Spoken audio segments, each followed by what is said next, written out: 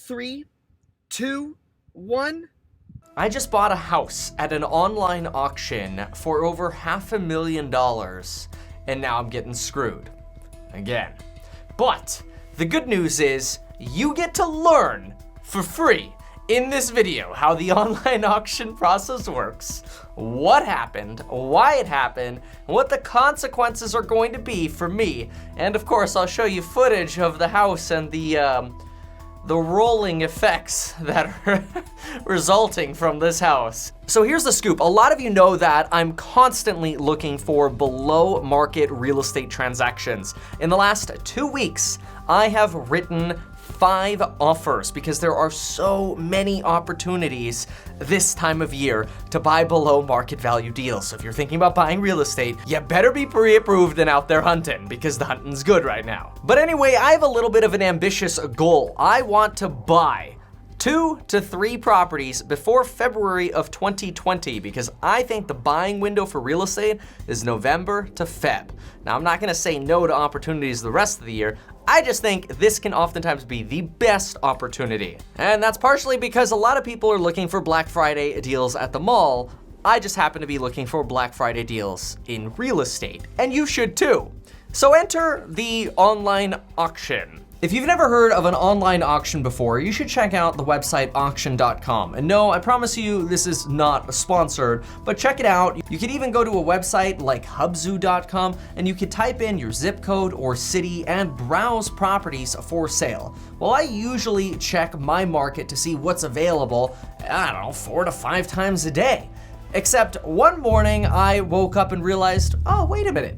I've totally forgotten to look up auction.com in my area for a while. And lo and behold, I pull up auction.com and there's a listing within my 30-minute radius where the auction is ending. The online auction is ending in 60 minutes from when I saw it.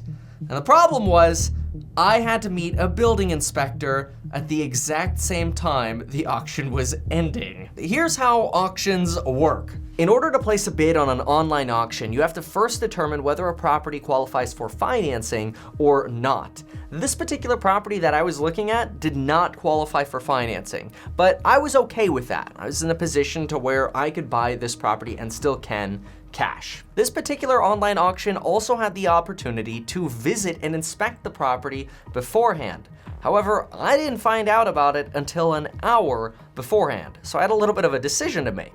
Once you decide if you want to actually place a bid on the property, all you have to do is create a bidder profile, put a credit card number in, and boom, you're a bidder. Now we'll talk in a moment about the hold they put on your credit card and kind of how some of these other details work, but if you don't win the auction, you don't have to pay anything, usually. If you win the auction, you usually get a formal contract and they actually formally open escrow with you. Something very important to keep in mind, almost all of the option websites charge what's known as a buyer premium. So that price you see, that auction price you see, is a little bit of an illusion. Usually you have to add 5% to it. So for example, if you bought a property for $500,000, you're probably going to have to pay $525,000 for it because of that $25,000 buyer premium, AKA auction fee. So now a lot of you also know me for driving around in my car with a laptop stand, and I could do a lot of research on the fly. So I looked at this property and decided, all right, it's a 1962 property. Let's go through the usual. Let's check the location. Let's make sure it's not next to any crazy yabuts like high tension power lines, freeways, backing up to busy streets.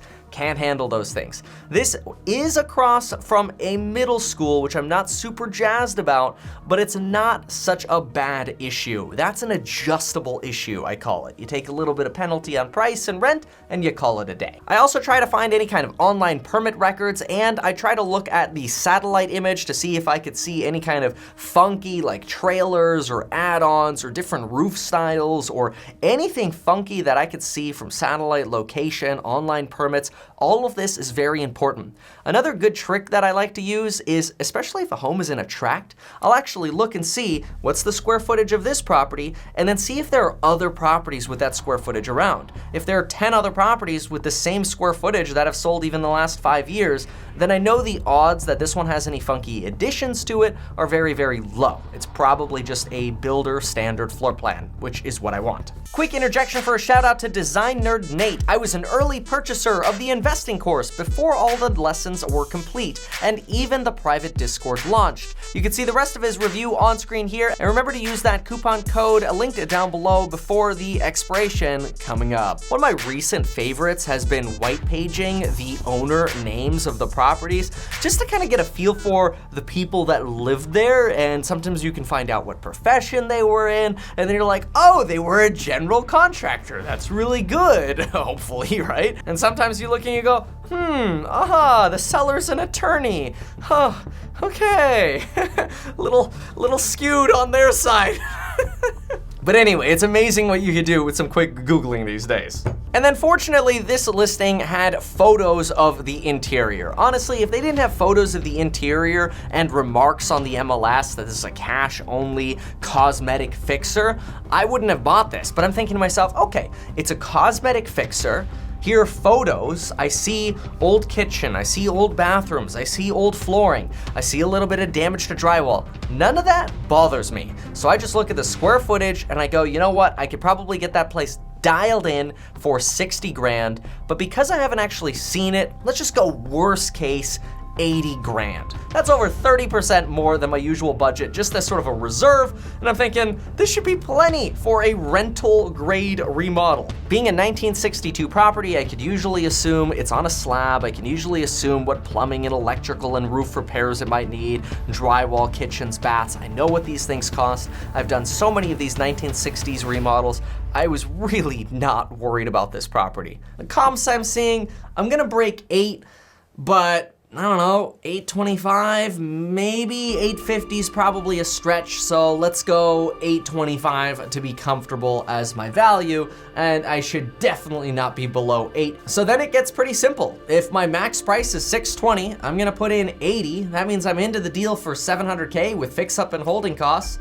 That leaves me about a $125,000 wedge. Worst case scenario, it's a 100K wedge. Best case scenario, it's a $150,000 wedge. That's the kind of deal I like. That's big, easy money, tax-free. Doing basic cosmetic stuff. The only caveat on this one is I hadn't actually seen the property. And so now I had to make a decision. Do I buy this place without actually seeing the inside of it on an online auction for up to $620,000 with the hope of getting a $100,000 to $150,000 wedge, or do I let it go because I am not sure about the other risks without actually seeing it in person? And so I sort of evaluated that there's a 95% chance I'm good and a 5% chance I'm gonna have problems. So what did I do? 55 seconds left. Come on, 51, 50. This thing's got a fat wedge in it. Come on, man. Come. Oh, you outbid me last. No. And then this happened. 5, 4, 3, 2, 1. Finalizing. Yes! Yes! Jack, we got it. High five. Yes! Yes! Wow, I just bought a property on my iPhone. What has this country come to?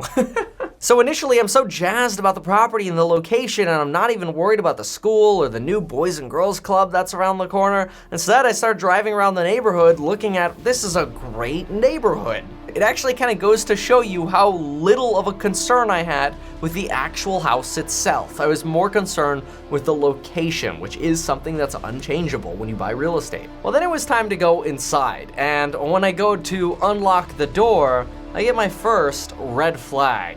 All right, hello, realtor. Oh, come on! Why? What is happening? Every freaking place is a foundation nightmare lately. And unfortunately, that doesn't get any better once I'm inside. Yes, here I was, literally inside yet another, for the week now, third foundation fixer-upper. Here I am thinking December is the time to buy deals, and I think December needs to be rebranded as the time to buy foundation fixer-uppers. This is very frustrating. In fact, I kind of want to scream a little bit recording this because I constantly talk about the absolute worst thing you have to fix is the foundation. It's expensive, the most expensive, and the ROI is absolutely terrible. That's right, I brought a golf ball back into the house to help me determine the severity of the foundation's settling. Just to help me confirm that I wasn't indeed losing my mind, thinking that I was just seeing an optical illusion. Now, in case you don't know, this is bad.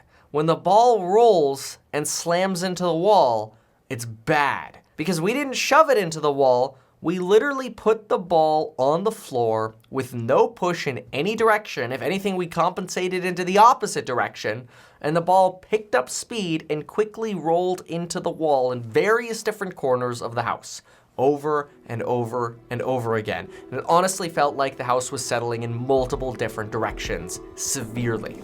Now, when I left that property, I decided to try to figure out what the competition was doing, and I was fortunate enough to be able to set up an immediate showing at the same floor plan house with a small addition in the same neighborhood. And my thought was, well, hey, if I can go check out that house, and if they have foundation issues too in settling, then I know this whole tract has that issue, probably, and that might be reflected in the pricing, which means if I fix the foundation, I might actually get a boost in market value. But I really still don't want to do foundation work. Now, in this kind of situation, the worst case scenario would be I go into this house and there are no foundation issues. So I go into the house, and you guessed it, there were no foundation issues.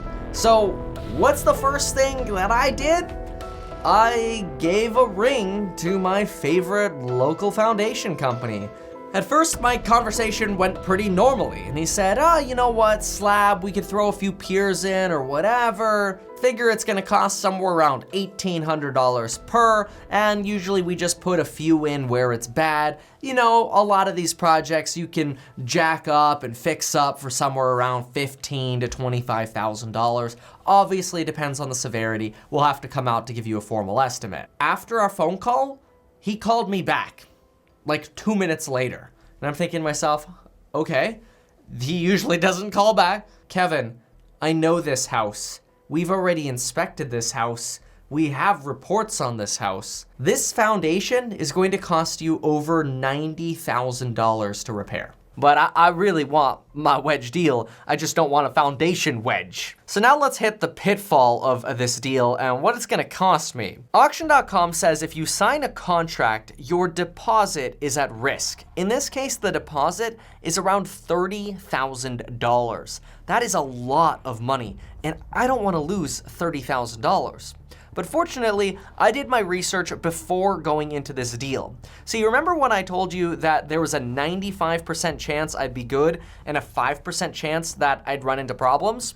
Well, I insulated and protected myself against that downside 5% risk. And how did I do that?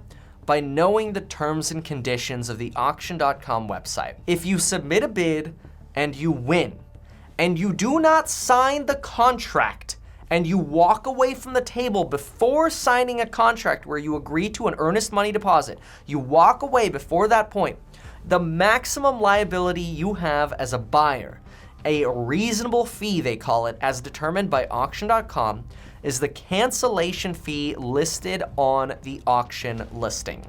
And in this case, that auction listing was $2,500.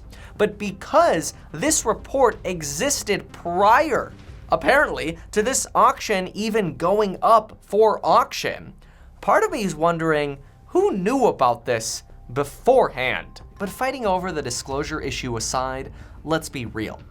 I should have kept up on the auction.com listings. Because I didn't, I was squeezed into a position where I had to make a decision in haste. That led me to take a risk that you probably shouldn't take. You probably shouldn't buy a house blindly. However, I took that risk knowing that worst case scenario, I would be out $2,500. And sometimes you just have to take the leap of faith. It doesn't always work out. Fortunately, the downside was protected in this case, which is another thing that I always teach. Always protect your downside risk. And with that, thanks so much for watching. Follow me on Instagram, and until next time.